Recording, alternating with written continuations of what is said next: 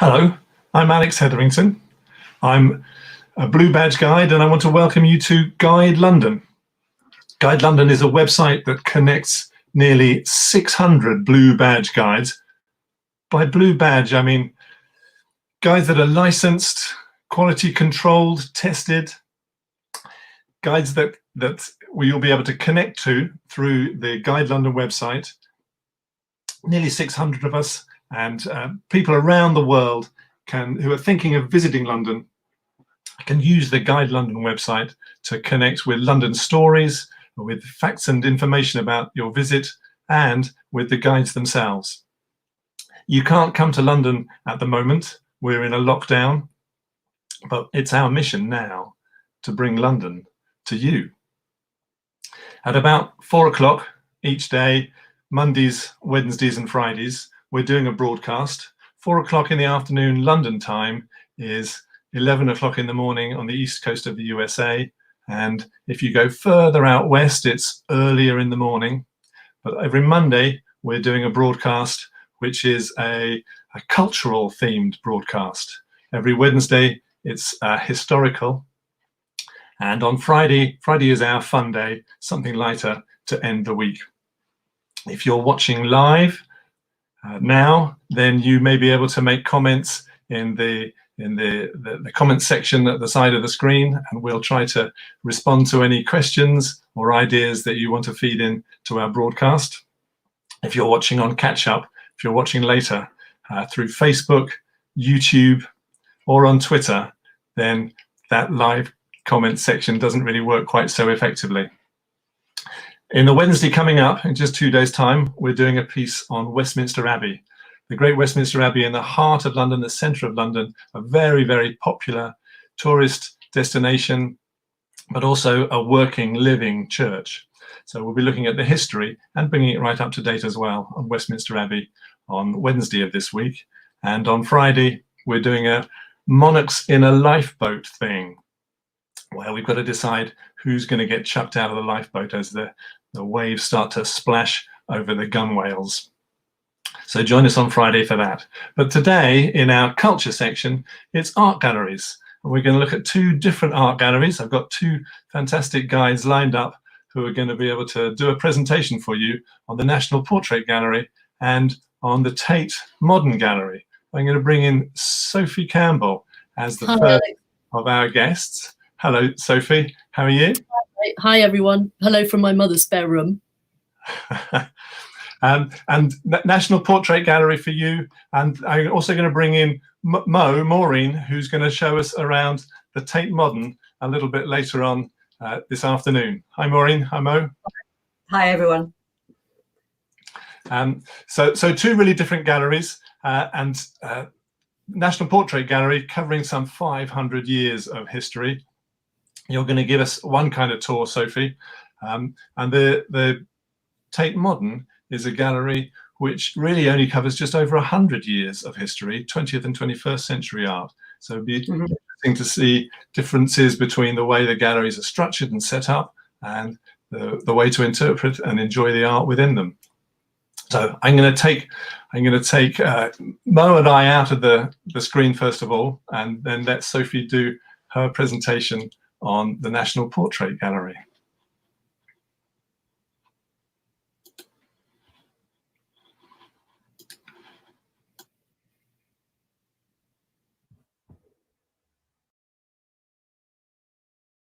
Everybody, and I just wanted to say that the last tour that I did before lockdown was a walk and a tour about women in the National Portrait Gallery. The reason being that it was International Women's Week at the beginning of March, seems like about 1,000 years ago now. But I thought that what I would do is just take 5 of those women. This is going to be quite a gallop because we haven't got a huge amount of time. I've called it the XX Tour for obvious chromosome reasons. And just wanted to quickly give you a bit of background on the National Portrait Gallery, which was founded in 1856 and was moving around until it finally found a permanent home right at the end of the 19th century. And it ended up on the site of a workhouse right next to the National Gallery. So it's the next door neighbor, really. And if Alex would like to move to the first slide. This is one of my favourite portraits in the National Gallery because, as Alex said, it covers 500 years of history. And this is these are the Tudor galleries.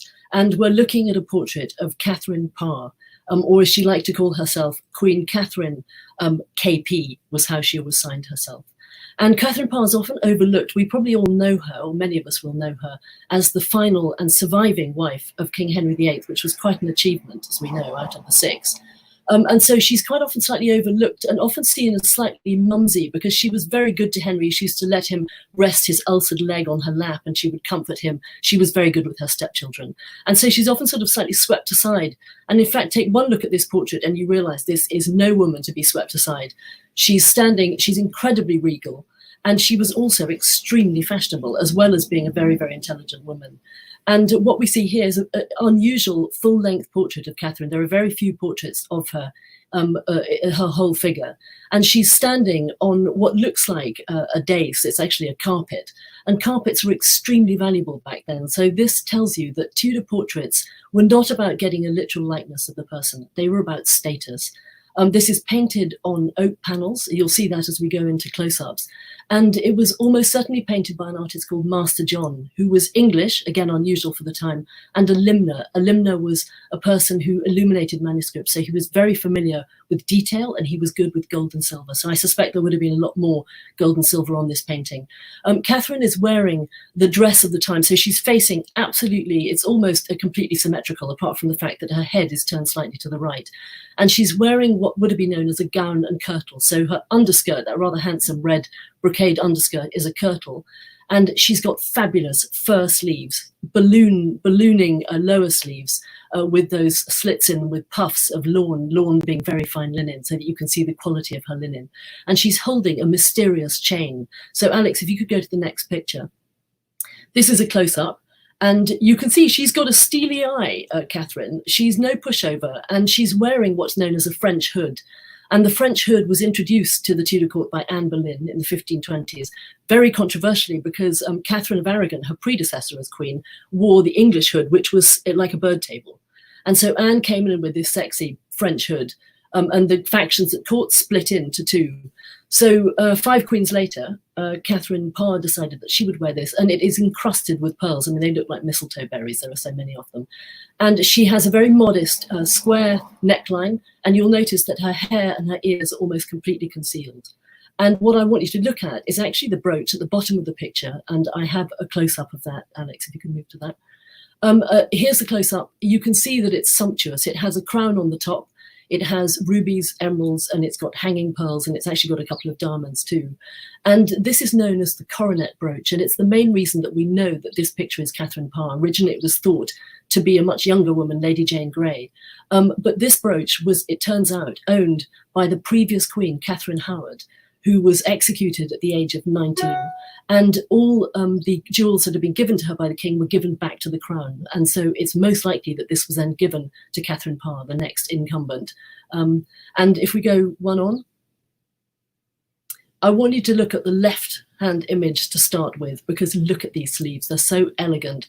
And the balloon sleeve, you can see there are puffs of white sticking out of it. And she's got these wonderful frilled cuffs. And this is to show, as I was saying, the quality of her underlinen. And lawn was incredibly expensive. It took an awful lot of work to make and a great deal of work to maintain. And the fur, if you look at that, is white fur. It's known as ermine. And ermine was the fur of a winter stoat in the Arctic Circle, which turns its fur white in the winter to be camouflaged with the snow. It was incredibly valuable as well because you needed many pelts to make sleeves like this. And they used to cut the tail tips off, and the tips of the tails were brown or black.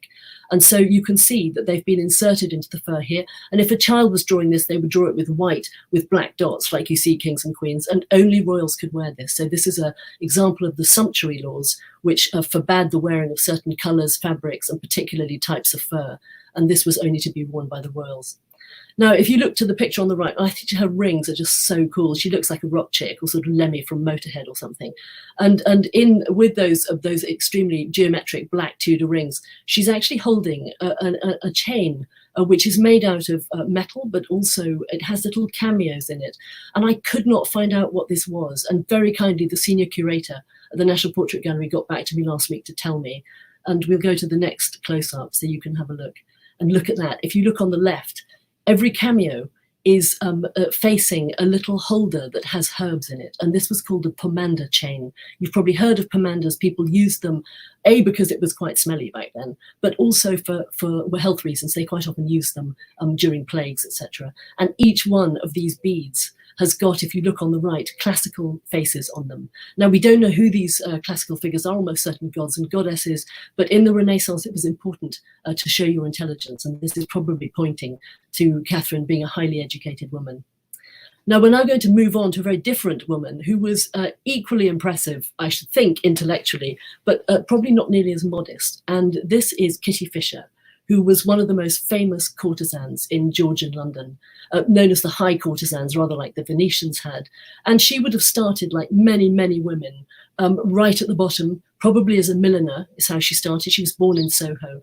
And she worked her way up by charm as much as looks and as much as the sex. It quite often was about how charming and delightfully witty these women were and how they could deal with the men around them. And if you look at Kitty, she is certainly not concealing her hair or her ears. She's basically wearing her hair loose, which was an immediate erotic sign. And she's wearing a rather fabulously flimsy top that's meant to, a sort of scarf that's meant to be concealing her décolletage. So if we can see the next painting, there you go. A lovely piece of muslin, probably given to her by one of her lovers, who was probably in the East India Company. And if you look, she's got a coral necklace on and a 5-strand pearl necklace. And both of those come from the sea, as did the goddess Venus. And Venus came out of the sea near the island of Cyprus. And so a lot of prostitutes in 18th century London were referred to as Cyprians because Venus was the goddess of love. So these are these little clues. The painting was painted in 1765 by a man called Nathaniel Hone. And if you do the next painting, the next close-up, and what Hone has put in here is just a witty. It's basically a kitten, as in Kitty, and fishing for the nobleman who fell for her charms, and obviously who for her represented gold. And now, just to put that into context, Dan Cruikshank, the historian, has estimated that the sex trade in Georgian London was worth roughly the same as what was coming in at the Port of London in the docks. That was £27 million at that time. So Kitty was right at the top of the tree, one of the most successful women, enough so to have her own house in Marylebone, and she had her own liveried servants and a carriage. So she really was successful. And what I love about this is not only is it witty, she was very well aware of her fame and her success. And if you look into this fishbowl, you can see a little reflection. And in that reflection, it's showing a window. And there are faces, and those are her fans looking into the window of a print shop, which is where you would have seen pictures of Kitty if you weren't lucky enough to meet her. I'll just give you one more story in her, which is she is alleged to have been so insulted it had been given a £100 note for her services by apparently an MP or the Duke of York, we don't know which, that she put it between 2 slices of bread and butter and ate it. £100 was roughly £20,000 at the time, today. So we're going to go from Kitty a little bit even more forward, about 150 years forward. And we have, again, a very different woman. I'm sorry, I have managed to slice off a part of this portrait, but we will see the rest of the nude in a minute. And Dame Laura Knight, she became a dame, and she was the first ever full member of the Royal Academy, although I might point out that the Royal Academy had 2 female founders, but they were never considered to be full members. And Laura Knight was born in Derbyshire. And she went to Nottingham Art School and met a man called Harold Knight, who she married.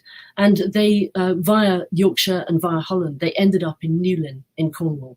And they were part of an artist colony down there. And this is about 30 years before Barbara Hepworth and Ben Nicholson set off down there to St Ives. So they were pretty early adopters, and they were quite shocking for the local community, partly because Laura liked to paint nudes outside, which could be considered incredibly shocking, and her husband was a conscientious objector. In the end, they fled to London. But anyway, this portrait was painted in Cornwall, and it's extraordinary because it's really a triple portrait.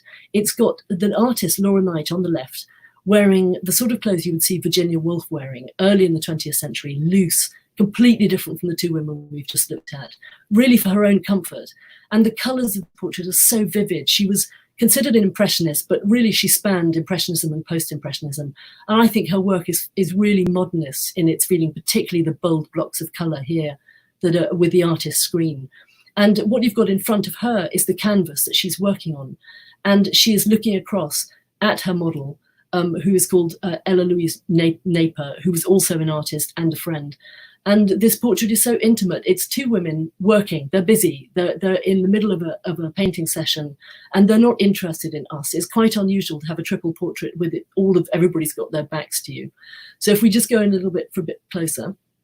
And there is Dame Laura wearing a fabulous hat. She was a great hat wearer, as all women wore hats at that time, but hers were particularly creative. And I think she's got a braid around it that almost looks like flowers.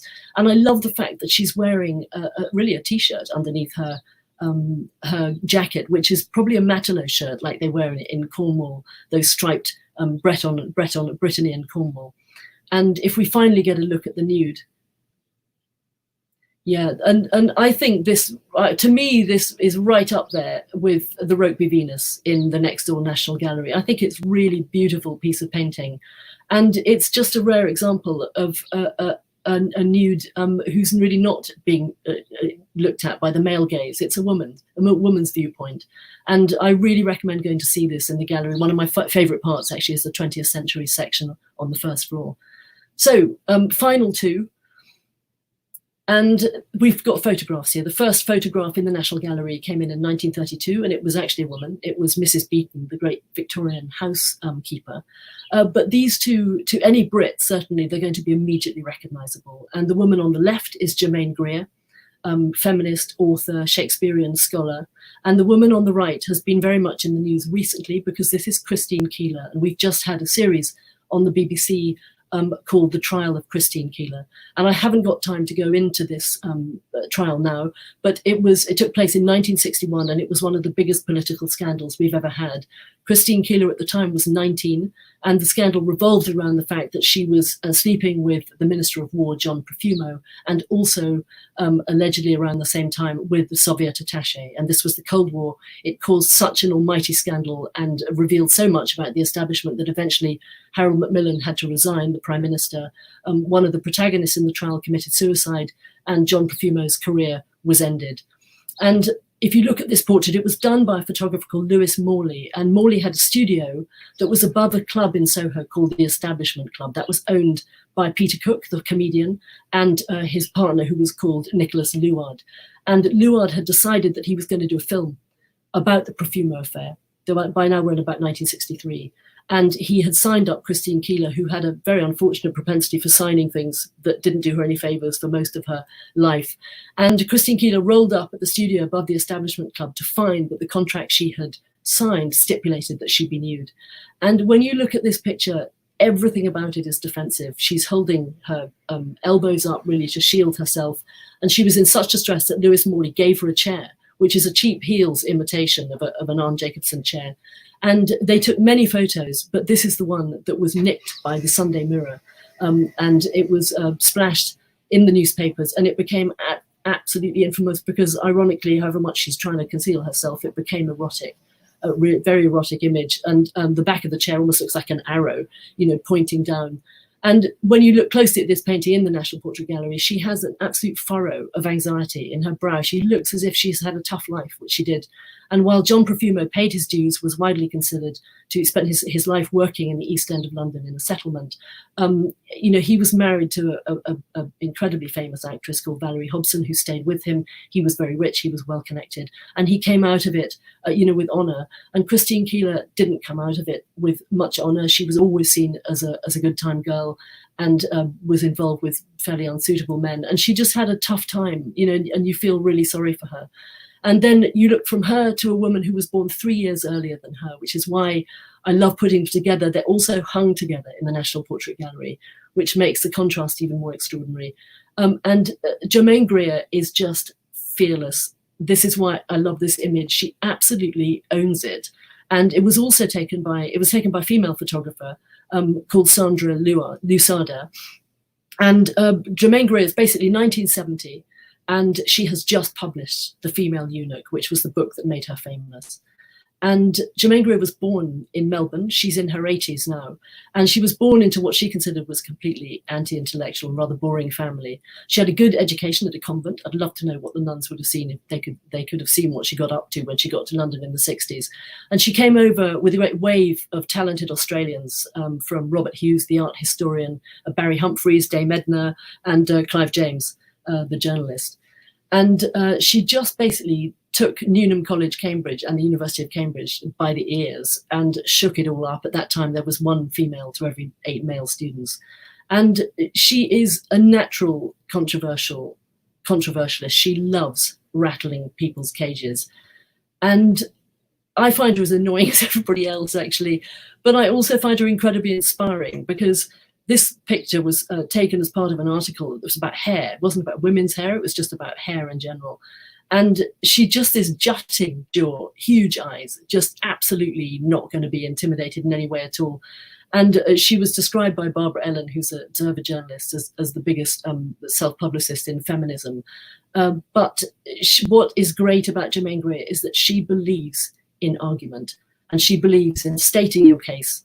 And if you don't agree with her, you get out there and say why you don't. And she believed that suppressing argument was really an act of violence. And it's supremely ironic that at the moment, she is no platformed in many campuses across Britain because of extremely controversial comments about FGM, about rape, about transgender people. And so all I would urge is that when you see a headline about Germaine Greer, read what she said or read what she's written before you make a judgment. And I just think hats off to her for doing an awful lot for women over the years and for just looking like that in her picture. And Sophie, you've chosen to put these two images side by side here, and you've made the point that in the gallery, though they're not quite been set out side by side. They've been literally one painting apart. And it's something that I always think the curators probably do it deliberately.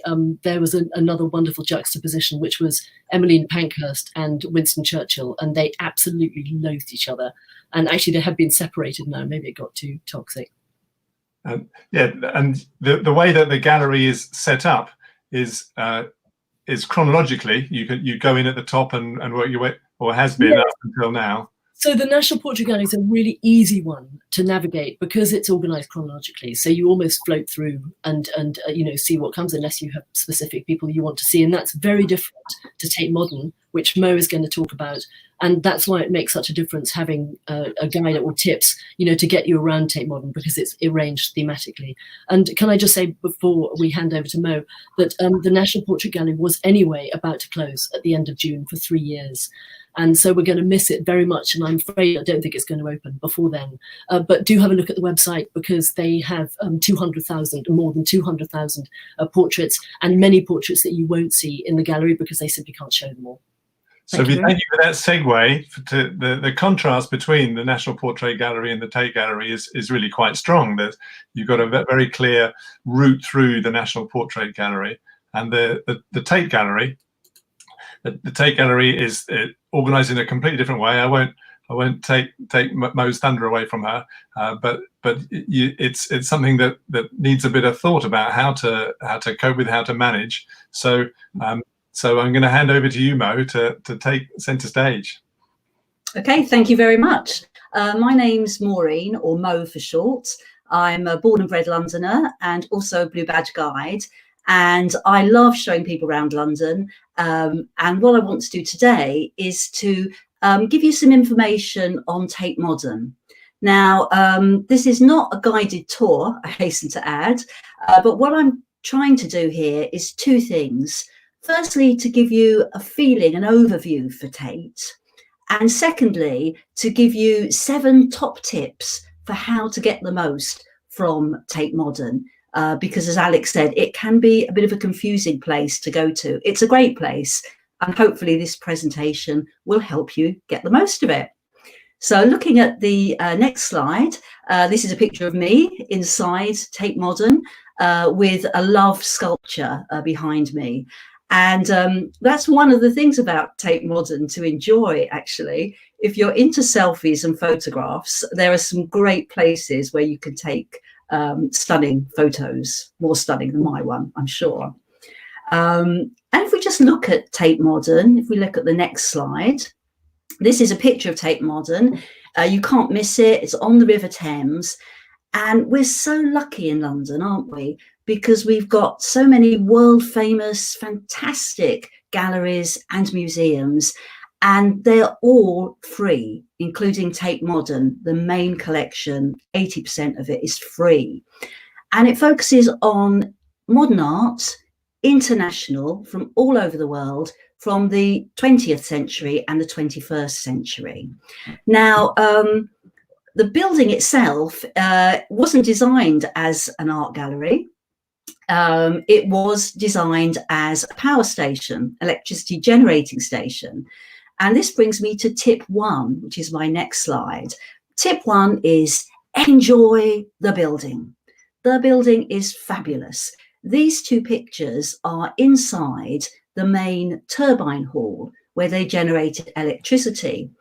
And what Tate has there, it always has an installation that lasts 6 months or a year that you can really enjoy. Now, the one on the left is called the Weather Project by a Danish Icelandic artist, Olafur Eliasson. And here people were lying on the floor, looking up at this warm sun, getting lovely vapors from the installation. It was really fun. The one to the right of it is a kind of a giant swings, and that one's called 1, 2, 3, swing. And indeed, on the swings in the turbine hall, you would see kids, people of all ages, swinging away on the swings, coloured carpet. It's just a real good place to enjoy. And if you look at the next slide, this has the Blavatnik building. This is a new extension to Tate. It looks a bit like a squashed brick-built pyramid. And the thing to enjoy here, I think, is right at the top, you see the open platform a bit, that is the 10th floor, a viewing platform. And you get great views all over London from up there. There's also a bar there. In fact, there's about 5 or 6 bars and restaurants throughout Tate Modern, and they're really fun places to go.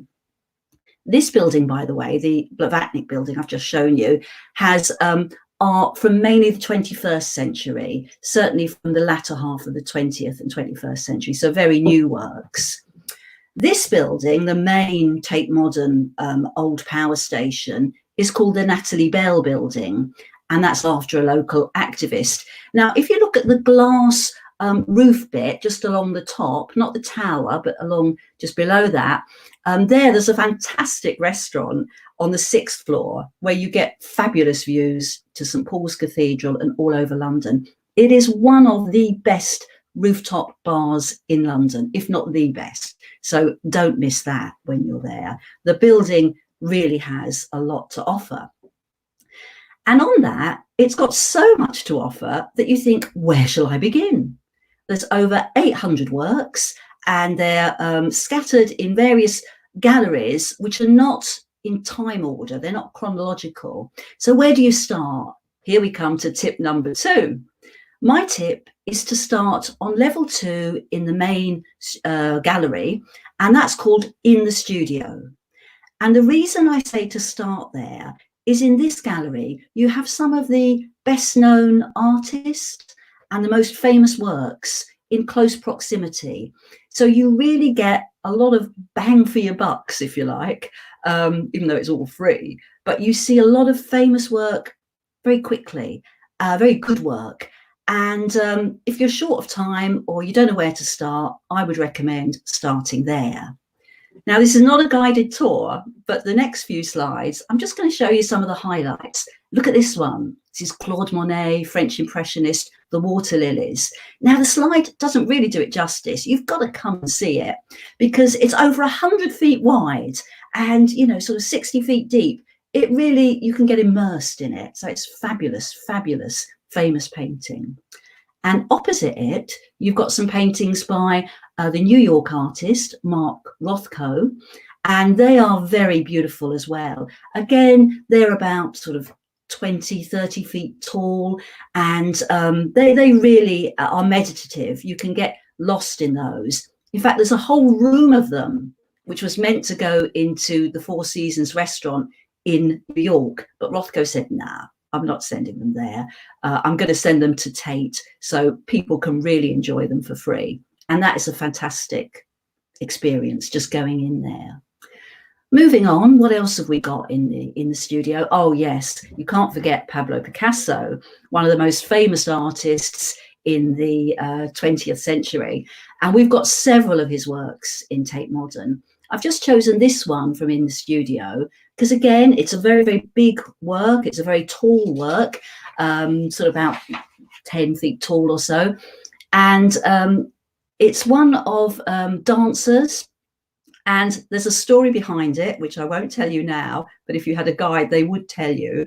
But suffice it to say, it involves sex, suicide, love. And Picasso had this in his own studio until the 1960s.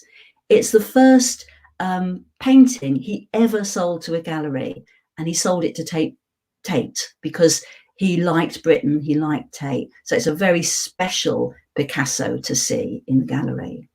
Moving on, what else have we got? Oh yeah, we've got loads of work. Here I've just put two together from Modigliani, the Italian artist on the left with those elongated faces, gorgeous colours, to Mondrian on the right, the Dutch artist who kind of specialised in abstract geometric squares and shapes. Very stunning, stunning works. And moving on, the next work is a British artist, a woman, Bridget Riley. And she's from the 1960s. A lot of her work became famous. And they're kind of like op art illusions. And this is another huge one, 20 feet wide. And it's very colourful. So it's a lot of fun. So here, I've just shown you 7 works from in the studio. There's plenty more. But as you go through, we come to my third tip. And tip number 3 is to really look at a piece of art. Sometimes it's great to wander through and just get an overall impression. But now and then it's good to stop, slowly, just look at a painting. So let's look at this one. It's by Henri Matisse, the French artist, and it's called The Snail. Now, if we look at the next slide, you can see, maybe you can see within this abstract work, the snail. It's about 10 foot square, so it's really stunning when you see it. And it's what's called one of his cutout paintings. He did this towards the end of his life. He was arthritic. And what he did, he got his assistants and painters to paint sheets of paper, and then he cut them out with large scissors. And you can just about see the swirling snail in the pictures there. So that's really interesting to look at. And he's been very clever with his use of colour. If you look at the next slide, he's used something called the colour wheel, which is a theory of contrasting colours. And this is something you could use in your own home, actually, when you're decorating or when you're getting dressed in the morning. If you have 2 colours on opposite ends of the scale, of the wheel, they zing, they really pop out. So look at how he's placed red and green together to really make them stand out. The third thing I'd love to show you if we saw it, if we go back to the snail for 1 minute, I'd love to show you if we were there in person. You can't see it on this image because we're too far away. But in the top left-hand corner, there's another snail right up there where the kind of the mauve square oblong feature is. If you look at it very carefully, you can see a little bump, and it's a snail cut out of the paper. So there's a snail within the snail. And, you need someone to point that out to you, to have a look at that, to see that. So moving on, the next tip is tip 4, get a guide. Hopefully a blue badge guide like one of us who can show you around Tate and loads of other things in London, so you get the most from it. But also, actually, in Tate Modern itself, they have 4 tours every day which are free. So when you arrive, go to the desk and find out which ones are on and where. And you can go around with a Tate guide. Like myself, I volunteer at Tate as well. And we'll give you a 40-minute tour to point out things in the paintings. Because I think, to be honest with you, a lot of people I find are either a little bit frightened of modern art or they're a little bit puzzled by it. They don't get it. What is it? And if you have a guide showing you, I think it really helps to put the work in context, and you get so much more out of looking at the work that way. So if we look at the next work as an example, we've been in the studio. Another wing is called Material and Objects. And this is a fantastic work. It's like a sculpture. It's called Ink Splash. You can see ink splashy looking figures on it, including one on the floor. Another massive work. It's about 20 feet square or so. And when I show that to people, I say, what do you think it's made of? And you know what? Nobody guesses. But if you look really close up, it's made of beer bottle tops. Yeah, from, you know, discarded cans and beer bottle tops and sort of knitted together. So that's a stunningly rich work made of cheap throwaway materials. Great Ghanaian artist who now lives in Nigeria. And if we look at the next work, yeah, there's a lot of work to see in Tate. This is one of the few you can actually touch. It's like a big orange carpet. And if you look closely, you can see people have put their initials and a love heart in it. So this is a work where the artist wants you to create your own art with his work. So you can actually sort of scrawl with your hand on the carpet. So it's a lot of fun. It really is, you know, you're part of the art there.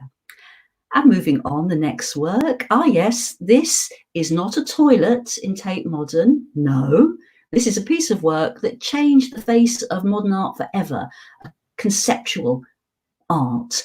And I won't tell you the story now, but if you go with a guide, they will tell you the story of this work and how it changed art forever. It's a fantastic story. Every picture and every piece of work tells a story, which is great fun. So moving on to the next one. Ah, yeah, this is a work of art you can see and you can hear. It's called Babel. It's by a guy called Cildo Meirelles, a Brazilian artist. And what it is, it's a huge tower. It's about 30 feet tall, and it's made of hundreds and hundreds of radio sets. And they're all flashing, and every single one of them is tuned to a different radio station. So you get this cacophony of sound and vision as you walk around it. And it's really interesting. You'll see radio sets there that your grandmother might have had, you know, from the 30s, and then ghetto blasters from the 70s. They kind of get newer as you get towards the top. And he's inspired by the Tower of Babel, the old biblical story about God making the people speak from many tongues. And also inspired by his time living in New York, where he saw these old radio sets for sale in Canal Street. So that's a lovely, lovely work. And moving on, the next one is tip 5. Now, when you go into each of the galleries in Tate, there are 2 pieces of work in the first room which contrast, and they give you a clue to the rest of the room. And in the Media Networks gallery, which is where the Babel Tower is, you've got 2 pieces of work. If we go to the next slide, the first one is one by Andy Warhol, well-known American artist, famous for pop art and other things. And this is one of the most famous women in the world, Marilyn Monroe, in a diptych. Another huge work, over 40 feet wide, really dominating. And opposite this work of a very famous woman, done by a famous and commercially successful artist, you have this work. And this is a work done by the Guerrilla Girls, who are an anonymous collective of women artists who protested about the lack of women's work in galleries, which ties into the work Sophie was talking about in the National Portrait Gallery. And what this billboard says, it was meant to be on the side of a bus. It says, you can read it, do women have to be naked to get into the Met Museum? The Met in New York is very similar to Tate Modern. And the answer is yes, they do, because less than 3% of the artists in the modern art section of the Met are women, but 83% of the nudes are female. So it's really a protest work, you know, saying we should have more art by women, you know, shown in our galleries. And if we look at the next slide, you will actually see one of the Guerrilla Girls. There she is in her gorilla mask. Originally, the girls had ski masks to protect their anonymity when they did posters and street art and that kind of thing. But one of them wrote the notes of their meeting and their guerrilla tactics, and she wrote gorilla as in King Kong. So after that, they donned masks as gorillas. By the way, they spell gorilla deliberately incorrectly with 2 R's, which is another kind of pun on their work. It's not my spelling mistake there. So that's the Guerrilla Girls. Moving on, our next tip is Tate Modern, like all the galleries, is closed at the moment during lockdown, but you can visit it online. And at the moment, they've got a fabulous online tour by the curators of a special exhibition about Andy Warhol, and you can catch that now online. So that's another tip to help you enjoy Tate Modern. Just go online and you can see a lot. It's not as good as being there, but it's still good while we're locked down in lockdown. The final tip, tip 7, is to get out of there. So when you get out of Tate Modern, there is absolutely loads to see within 5-minute walk of the gallery. You've got the South Bank in front of you. You've got street entertainers, buskers. 5 minutes down the road, you come to Borough Market, London's top foodie market, Shakespeare's Globe Theatre, and you can cross over this bridge. You can see in the picture there's a pedestrian bridge that leads to St Paul's Cathedral, and you can walk over that. It features in Harry Potter films, incidentally, but as you walk over that, you look up at St Paul's, you look around at the river and look down. So if you look at the next slide, you look down at the walkway, and lo and behold, there are tiny bits of chewing gum. Yes, I kid you not, chewing gum that this artist, Ben Wilson, has made into pieces of art. So, you know, he's just used the stuff we discard to make fantastic pieces of art. And there's hundreds of them there. And if you're lucky, you'll actually see Ben there working. And if you Google him, he's just released a book about his art and he'll do things for you on commission. Very interesting artist, which just shows art is all around us, inside the gallery and outside. And it's our pleasure as guides to hopefully show that to you when you come to London next time. So that's my final slide. It's get the most out of your visit to London. Hope you found this interesting about Tate Modern, and myself and my colleagues, we look forward to guiding you when you do come to London. Okay. Thank you very much, Mo. Thank you. Okay. Mo, Sophie, don't go away. I want to take the opportunity to show our guests, our visitors from around the world, a little bit about our website, the Guide London website. It's a way to interact with London, wherever you are, whenever you are. You can get all sorts of information. We have blogs, but we have a tours page on here. And the tours page has descriptions of huge numbers of places that you can go to, things that you can do on your visit into London, descriptions of what to look for if you did a street art tour, for instance. But there's all sorts on there, including descriptions of a Tate Modern. Here down the right-hand side is the link through to the Tate Modern tour, the National Portrait Gallery on the left-hand side when it reopens, perhaps in about 3 years' time or so.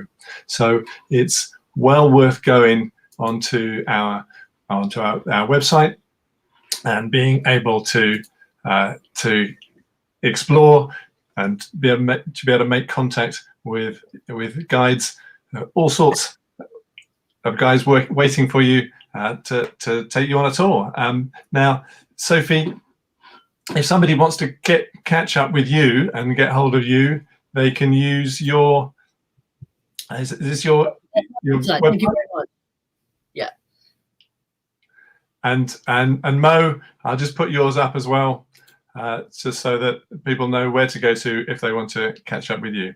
So thank you very much, everybody. Thank you. Okay, thank you. See you soon. And catch up with us on Wednesday for the Westminster Abbey, Friday for chucking a monarch out of a lifeboat. Bye. Bye. Bye.